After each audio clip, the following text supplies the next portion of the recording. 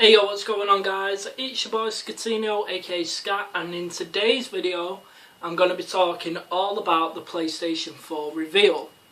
Well, actually it's going to be a series of videos. I didn't just want to cram it all into one because it might take a while to go through everything, and I understand people don't have time to sit here and watch like a video that's going to take half an hour plus minutes. So I'm going to condense it down and like split it up into categories. So the first one, hardware. Second one, games and features, yada yada yada. Okay, so of course on Wednesday evening the PlayStation 4 was finally revealed after a lot of speculation. But I decided to hold off a few days before actually making my video about it, just because I wanted to actually take everything in. You know, not do anything too drastic, you know, start making videos straight away, because everybody was doing the same shit anyway. So, yeah, I just wanted to see what will come out of that conference, you know, after a few days, you know, any other sort of information, and take it from there. So, this is going to be my final thoughts on the PlayStation 4 reveal. So, let's get into it. So, first one, we're talking about the hardware. Of course, the actual system wasn't actually shown at the conference. They really only shown off the controller. Now, to be honest, when I first saw the controller, I thought it looked really ugly. I kind of didn't like it, you know, with the whole with the big touchpad like right in the middle of it. So, like, obviously this is the DualShock 3, and it seems to be a lot like longer, I guess, with the big touchpad like right there. I don't know, it doesn't look very appealing, doesn't look very sexy in the build that they had at the conference. Now, as I said, because I didn't want to jump into anything straight away, I think the day after or the day after that, they did actually say that the controller that was shown wasn't the final build, you know, the build that will actually ship with the units when it's released. It's a near final build, so expect some tweaks, you know, just in time for the release. Other than that, obviously the analog sticks are now like concave as well, which I guess adds a lot more to the precision.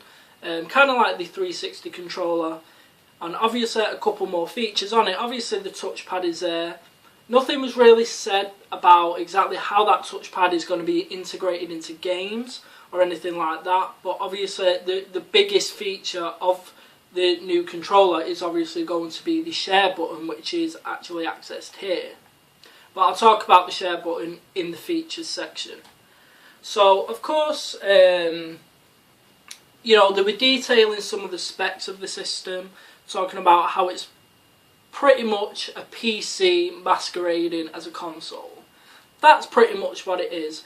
To me, I think that's really going to benefit Sony in the long run, because as everybody knows, a lot of developers had a difficult time developing games for the PlayStation 3. You know, it's really complicated hardware, you know, trying to work around that cell processor, everything like that. Now, I'm not a tech nut or anything like that, so I don't really understand like PC architecture, console architecture, all that kind of stuff. All I know is, and from what I've read since that, you know, conference, is that the PlayStation 3 is going to be a very powerful system indeed. 8 GB of RAM. Now, you have to put that into perspective and context.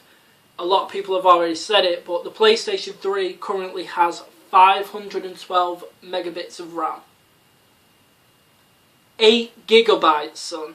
8 GB. That is, it's a crazy amount. Now, as far as I know, Sony haven't specified just how many gigs of that RAM will be dedicated to the actual games, and how much of it is obviously going to go towards running the operating system and things like that.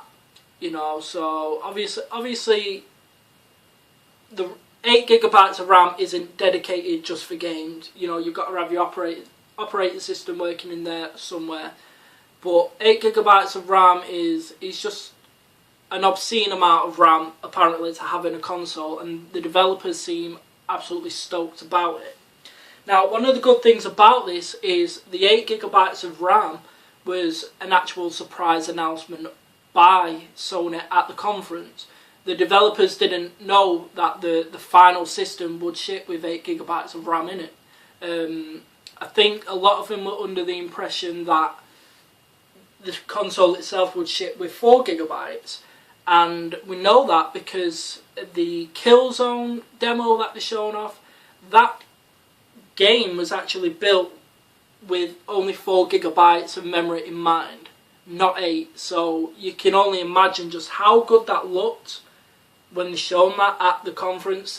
How good, you know, the sequels of that game will look when more of the RAM is being used. You know, it's mind blowing at this point. So yeah, a lot of the talk was talking about basically it's a supercharged PC. Now that's fine by me, to be honest. I'm not a PC gamer. You know, to be honest, I couldn't care less about PC games. You know, people playing at max settings, this, that and the other. At the end of the day, I'm a console gamer through and through. Always have been, always will. You know, because at the end of the day, I prefer to play exclusives on consoles than the exclusives that you'll get on PC. I mean, PC gamers aren't playing games like Uncharted and God of War and The Last of Us and that kind of shit, you know. So the only thing PC gamers have going really are third-party titles, you know. So, you know, them cross-platform titles. Fair enough, they might look amazing on PC, but at the end of the day, they ain't getting the exclusives. Not like consoles. I mean, I don't care about World of Warcraft and shit like that, to be honest. So, you know. So the hardware's definitely got a lot of potential. A lot of developers seem really happy with the hardware. You know, they're really stoked about beginning development for this new system.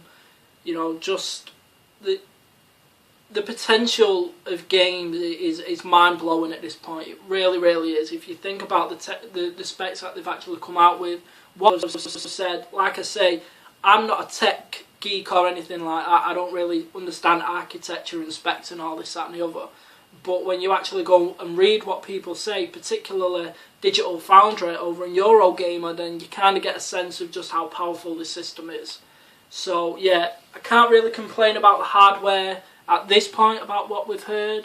Obviously a lot more is going to be spoken about it in the future, especially at E3 and beyond. So we'll discuss more of it at those points. So that's it for video 1 about the hardware. Hope you all enjoyed. Don't forget to check back for video 2 when I'm not really sure which topic I'm going to do next, whether it be features or games. I'll probably decide that once the camera starts rolling. So for now, yeah, don't forget to rate, comment and subscribe. I'm your boy Scatinio and I'm out.